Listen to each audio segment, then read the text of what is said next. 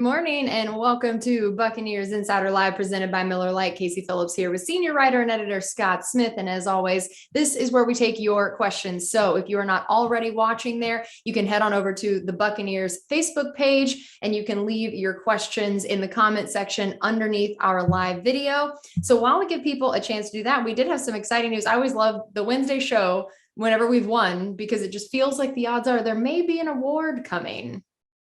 Yeah, well, it's the fourth time this year that we get to talk about right after it's announced a Player of the Week award for a Buccaneer, but it's the first time, Casey, after a road game. Remember, we had that little streak going the first three home games. That streak kind of dried up, but we had Bradley Pinion in the first one, and then Mike Edwards in the second one, and then Tom Brady. But the newest one is Leonard Fournette, not surprisingly winning Player of the Week after scoring 4 touchdowns in the win over Indianapolis on Sunday. You know, the thing I had to look up that was a little surprising to me was that's the first Bucs running back to win a Player of the Week award since 2013.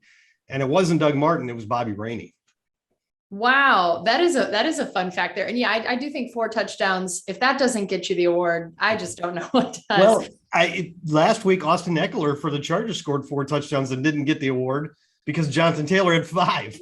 So in this particular case, Fournette outdueled Jonathan Taylor head-to-head and beat him 4-1 in touchdowns. And he tied the Bucs record with those 4 touchdowns. Doug Martin did it in 2012, and I'm pretty sure he won Player of the Week that week too. And Jimmy Giles did it way back in 1985.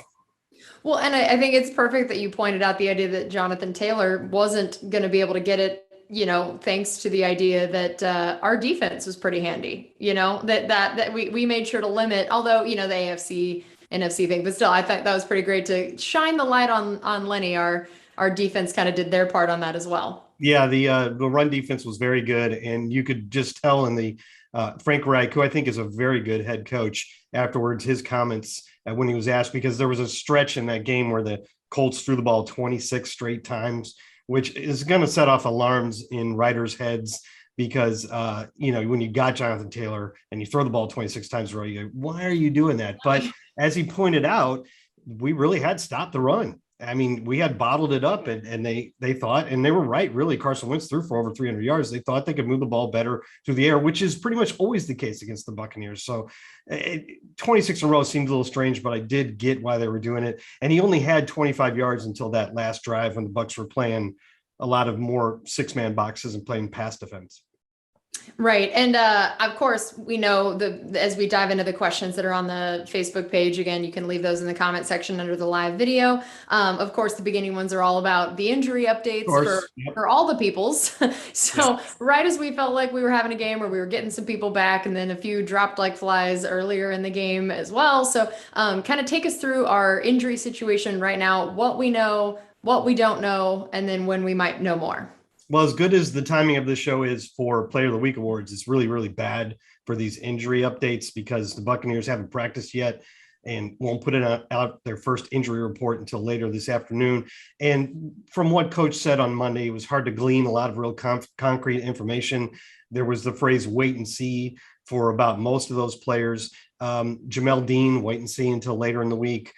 He didn't think it didn't sound like Aaron Stinney would be able to make it back in time. So now you're wondering, will Ali Marpet be back or will the Bucs have to start Nick Leverett again? The good news, I guess, was that he seemed fairly optimistic about the possibility of Carlton Davis returning, which would be extremely helpful if Jamel Dean can't play. You know, we've been waiting all year for that, the return of the Bucs starting 3 cornerbacks, Carlton Davis, Sean Murphy-Bunting, and Jamel Dean. And it looked like we were just on the cusp of it happening. And then Jamel gets hurt. So the injuries with the cornerbacks this season, it's almost bizarre. It seems like there's one every single game, and we just can't seem to get them all healthy at the same time. Right. And then, of course, we had people asking about Antonio Brown and then specifically Carlton. So some of the guys that either IR waiting to come back or AB who's been out for a little while. Well, Carlton Davis, like I said, Coach, he's been activated from injury reserve. That was the first good step last week. And Coach said he had a very good practice week. You know, when you're on IR, but practicing, you don't have to be included on the injury report. So we don't know if he was full participation or limited or whatever, but Coach said he had a good week of practice. And they also worked him out on the field, on the turf in Indianapolis before the game, and he did a really good job. So the arrow seems to be pointing up for Carlton Davis. As for Brown, Coach really wasn't asked about him on Monday, but last week he said, when he said he knew Brown wasn't going to play this game against Indianapolis, he did say he was hopeful that he might be able to start working again the next week, which would be now. So again, it's a little early because we haven't practiced yet. After practice today will be a good sign of if we are on the road to getting AB back in this offense. Okay, and Daniel had brought up whatever I've loved this phrase everyone's been using this week, vintage Gronk. And Gronk himself responded to a tweet about that, being like, "Ooh, I'm vintage," which I really loved that response. But Daniel brought up vintage Gronk. Yes, he can catch and run over defensive players, but can you explain how his blocking skills are so valuable for our offense, especially with a third string guard in the game? Well, yeah, I mean, he's just one of the better tight end blockers in the league, and that's why he's so valuable, because he's a 3-down guy. You can have him in the game on any play, and it isn't a giveaway to the defense of what you're going to do. And that's true also of Leonard Fournette, and I think that's why he's getting so many snaps. Also, when you have Gronkowski and Leonard Fournette on the field, you're really not giving anything away as to whether you're going to be running or throwing the ball, and that's because there is the real solid threat of Gronkowski staying in and blocking, and he does it very well. And then there's the real solid threat of him going out on a route. And, he's just like, I guess, like the questioner asked, it's helpful to have another good blocker in there when you are mixing up your line a little bit. And it's part of the reason why the Bucs actually lead the NFL in the lowest sack percentage right now. They are number one in sacks per pass play allowed. And that's a testament to the line, but also to guys like Gronkowski and Chris Godwin and guys like that. Okay. And I know that we will dive into this a little bit more. And we've started doing these videos called Path to the Playoffs, where we discuss all the different scenarios and what they mean for the Bucs and where things stand on a playoff chase. But Sean had asked, how would a tie with the Packers work? And who would be number 2 if we win on Sunday? Well, it kind of depends on what the Packers the Packers are on a bye. Right. So I think, that's part of the thing for this week. But yeah, just overall, if we were in the same situation with the Packers. Right. Because then if we win, we'll be 9-3, and the Packers are also 9-3, and the Cardinals will be either 10-2 or 9-3. The tiebreaker for the Packers and the Cardinals for the Buccaneers is going to come down first to conference record, because for head-to-head to work, you have to have played. We're not going to play either of those teams. Green Bay played and beat Arizona, so they've got that head-to-head with the Cardinals. But if the Bucs end up tied with either of those two teams, it's going to be conference record. And that's a little bit of a problem for the Buccaneers right now, because the Packers, I believe, have a 7-2 conference record, and the Buccaneers are 5-4, I believe. No, it can't be 5-4, 5-3. All 3 of our losses have come against NFC teams. So they have to improve that and hope the Packers lose a couple conference games. The problem there is a lot of their games are like Chicago and Detroit. I think they may have one left against Minnesota. It's going to be tough, honestly, for the Buccaneers to beat the Packers in a tiebreaker. So they need to catch them in the overall standings to really feel good about getting the top seed. Okay. And I hope I'm not going to butcher this name. I think it's Helmut. He says he's from watching from Vienna, which is very cool. All right. And he said, it feels like our vertical offense transferred more into some more screens and dump offs. Is this due to schematics from the opponents, or did we change on our own? Well, that's very true. And it's because of what defenses are trying to do against us.